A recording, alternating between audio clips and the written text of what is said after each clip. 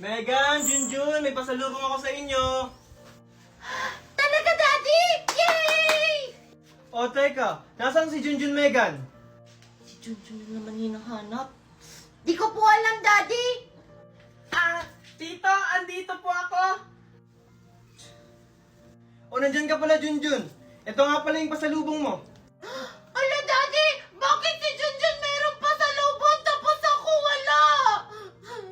Siyempre naman, anak, hindi kita makakalimutan. O Junjun, yung sayo. O Megan. Thank you po, Tito. Wow, ang sarap naman nito. Ayoko nito, Daddy! Gusto ko to! Meg, Ito yung gusto ko. Junjun, pagpasensya mo na si Megan, ha. Ito na lang yung sayo. Okay lang po sa akin, Tito. Salamat po. Akin din to! Gusto ko marami yung sa akin! Megan, sumusobra ka na. Bigyan mo yung pinsan mo. Ayoko, Daddy! Sa akin lang to! Ay, naku. Pagpasensyahan mo na, Junjun, ha. Baka siguro naninibago lang yun. Okay lang po sa akin yun, Tito. Hayaan mo, Junjun. Bukas na bukas, bibigyan din kita. Pabida ka talagang Junjun ka. Lahat na lang kinukuha mo sa akin. Ano ba yan?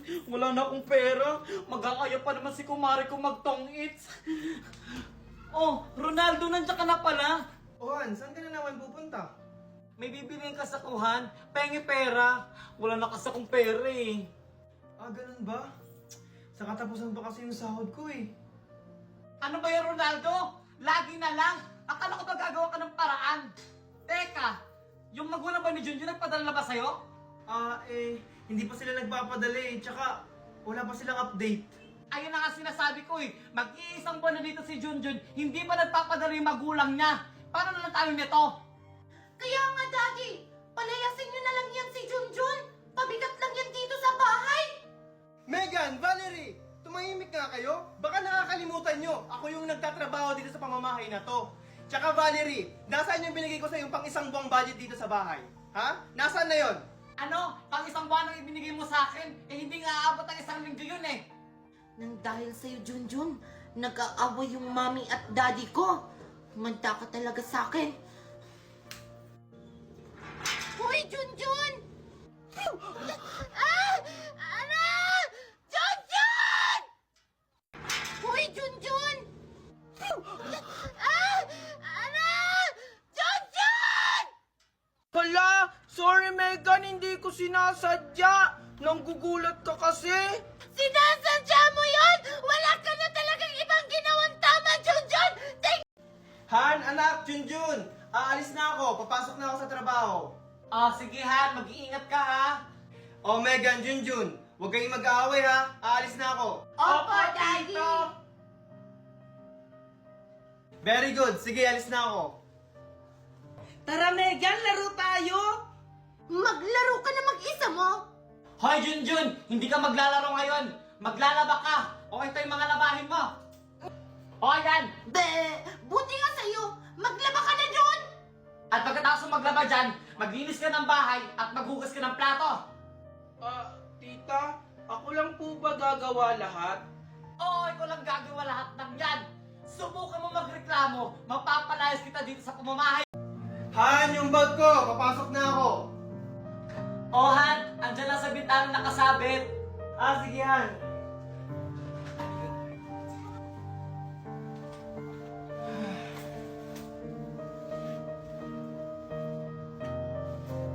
Teka, asan yung pera ko dito? Han, nasan yung pera ko dito? Kinuha mo ba? Pamasahe ko yon. Ha? Wala akong kinukuha ang pera dyan. Tanong mo si Megan. Megan! Megan! Kinuha mo ba yung pera ko dito? Megan! Umanda ka ngayon, Junjun. Yes po, Daddy! Nandyan ka pala. Ikaw ba kumuha ng pera ko dito sa bag? Hindi po, Daddy. Pero, nakita ko si Junjun kanina lumapit dyan sa may bag mo. Baka naman kinuha ng pamangkin mo. Megan! Junjun? Ba't may hawak kang pera? Ha? Di ba ito Daddy! Si Junjun may hawak na pera! O tignan mo Ronaldo, yung pamangkin mo pala kumuha ng pera mo. Tumahimik ka nga muna, Valerie. O Junjun, saan galing ang pera mo? Tito, binigay po sa akin to ni Megan. Hindi kita binigyan ng pera! Mami, Daddy! Sinungaling yan si Junjun! O tignan mo, Ronaldo, nangunguha na nga ng pera, sinungaling pa. Tumahimik ka kayo. Junjun, ikaw ba talaga kumuha ng pera? Tito, hindi po. Hindi ko po yun magagawa. Sinungaling ka talaga, Junjun! Nasa kamay mo na nga ang pera na hinahanap ni Daddy! Tsaka nakita kita kanina, lumapit ka dun sa bag ni Daddy! Ikaw, Junjun, mali ang ginagawa mo ha. Kung may kailangan ka, magsabi ka, hindi yung nangunguha ka ng hindi nagpapaalam. Ano, ganyan lang gagawin mo? Hindi mo man lang siya paparusahan? Hindi na tama yung ginagawa niya dito! Kaya nga, Daddy! Dapat paalisin na yan dito! Tumahimik na nga kayo. Junjun, palalagpasin ko to ngayon ha. Sa susunod, wag mo nang uulitin. O sige, aalis na ako. O sige, Daddy! Ingat ka po! Sinungaling ka talaga, Megan. Pinahamak mo ako. Hindi na ako maniniwala sa'yo. Anak, Megan, nasaan ka? Mami! Andito lang po ako! Ano po yun? Binilang kita ng paborito mong ice cream. Wow! Talaga, Mami! Oo, ito. Thank you, Mami! Oh, asan nga pala si Junjun? Mami, ba't mo ba hinahanap si Junjun? Maghahati pa ba kami dito? Hindi no, huwag na huwag mong bibigyan yung bata na yan. Asa ka siya? Hindi ko po alam, Mami. Baka lumabas na naman yun ng bahay. Tita Valerie, andito po ako. Naglinis po kasi ako ng likod ng bakura natin. Andiyan ka na pala. Buti naman naglilinis ka. Akala ko naman wala kang ginagawa. Bita-bita talaga tong Junjun na to. Mami, di ko talaga siya nakita sa bakuran. Baka naglaro talaga siya sa labas. Dinahilan lang niya para di mo siya mapagalitan. O tignan mo, sinungaling ka talagang bata ka. Totoo po talaga yung sinasabi ko. Wala naman po akong kalaro sa labas. Kahit anong gawin mong kabaitan, hindi mo kuha yung loob namin. Bakit po ba galit na galit kayo sa akin? Ano po ba yung masama kong ginawa? Ginagawa ko naman po yung lahat para wala kayong masabi sa akin. Oh, sumasagot-sagot ka na sa akin? Valerie! Valerie! Valerie! Oh, Han! Andiyan ka na pala? Bakit ka sumisigaw? Ano yung nabalitaan ko sa labas na nagsusugal ka raw? Kanina mo naman nabalitaan yan. Basta may nagsabi sa akin. Totoo ba yon? Hindi, Ronaldo! Hindi totoo yun! Pag nalaman kong totoo yan, umaka talaga sa akin, Valerie. Mami, nag-aaway po ba kayo ni Daddy? Wala anak. May pinag-uusapan lang kami ng mami mo. Kasalanan mo to, Junjun, kung bakit nag-aaway na naman si Daddy at si Mami! Hoy, Junjun! Halika nga dito! Bakit po, tita? Ikaw talagang bata ka? Ano bata ka, ha? Tita! Di ba sinabi ko sa ina, huwag kang magsusumbong sa Ako. tito mo, di ba? Hindi naman po ako nagsumbong, tita. Anong hindi? Sinungaling ka talagang bata ka, ha? Yan ang nararapat sa'yo. Valerie! Junjun! Ano nangyayari dito? O Han, anda ka na pala. Nadapa kasi si Junjun, tutulungan ko sana. Ganun ba? Junjun, okay ka lang ba? Okay lang yan si Junjun, di ba? Opo, tito. Okay lang po ako.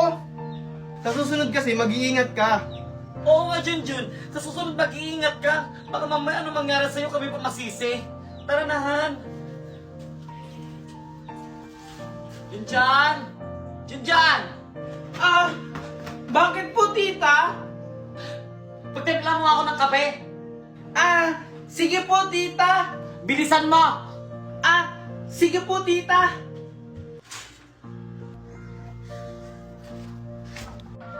Tita, ito na po yung coffee. Ang inat! Pwisit ka talagang bata ka! Sorry po, tita. Hindi ko po kasi sinasadya para po kasing may Para po kasing may tumulak sa akin. Ang hiling mo talaga magpalusot na bata ka. Eh sino naman magtutulak sa'yo? Eh wala namang tao. Ang sabihin mo lang na sinasadya mo. Hindi po, tita. Hindi ko po talaga sinasadya.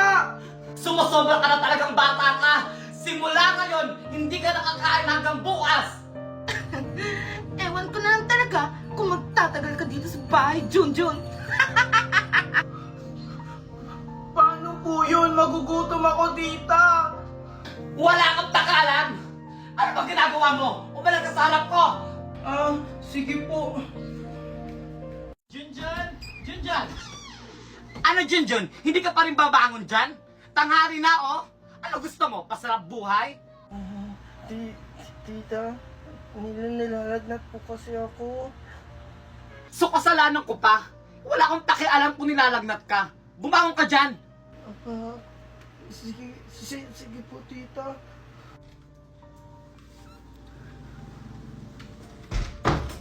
Han, anak, nandito na ako. Ano, Daddy? Andyan ka na pala. Yung pasalubong ko po. Ay, oo nga pala, anak. Sorry, nakalimutan ko. Pero bukas, babawi ako sa'yo. Lagi na lang bukas, pero wala naman.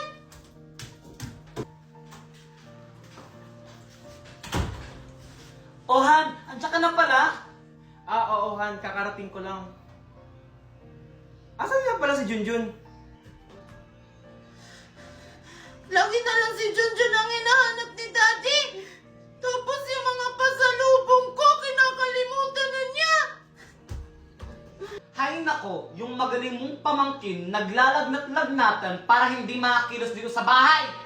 Baka naman nilalagnat talaga siya. Nasaan ba siya? Andun sa kwarto nakahiga. Sinasabi ko talaga sa'yo, Valerie. Junjun? Junjun, ang taas ng lagnat mo. Tito. Valerie! Ano yun, Ronaldo? Oh, Ronaldo, ano yun? Ang taas ng lagnat ni Junjun, hinayaan mo lang? Ronaldo, akala ko kasi nagbibiro lang siya. Malakas pa yan kanina. Parang hindi ka isang ina. Hindi mo man lang naramdaman na nilalagnat siya? Bakit responsibilidad ko ba yan, Ronaldo? Oo, responsibilidad mo siya dahil isa kang ina. Sana naman tinuring mo siyang tunay na anak. Mahirap ba yon? Eh, ikaw nga! Simula dumating yung bata na yan dito sa pamamahay natin, nakakalimutan mo na yung sarili mong anak! Hindi totoo yan, Valerie. Kahit na kailan, hindi ko nakalimutan ang anak natin. Pantay-pantay lang talaga ang pagmamahal ko sa inyo. Talaga ba? Hindi mo kasi nararamdaman ang nararamdaman ng anak natin? nag-aaway. Bakit ba kasi dumating yan si Junjun sa buhay namin? Dahan-dahan, anak. Manda talaga sa akin, Junjun na yan. Ano ba kasi nangyari? Megan, okay ka na ba? Mukha ba akong okay? Tingnan mo nga kung anong ginawa mo sa akin, no? Wala kang yang bata ka! Wait lang, Valerie. Junjun, ano ba kasing ginawa mo? Bakit napili si Megan? Tito, hindi ko naman po sinasadyang itulak si Megan. Siya po kasi yung nagpumilit na ipapasukin ako sa loob ng bahay. Hindi naman pala sinasadya ni Junjun eh. Aksidente lang ang nangyari. Tingnan mo, kinakampi mo pa talaga yung pamangkin mo. Nasakto na ngayong anak mo, oh. Dahil dyan, Junjun, pagsisilbihan mo yung anak ko. Opo, Tita Valerie, gagawin ko po yung lahat para makabawi po kay Megan. Dapat lang. Tama na nga, nangyari na ang lahat. Wala na tayong magagawa dyan. Hoy, Junjun, bilisan mo dyan. Ipaghanda mo si Megan ng pagkain. Kakain na siya. Sige po, Tita.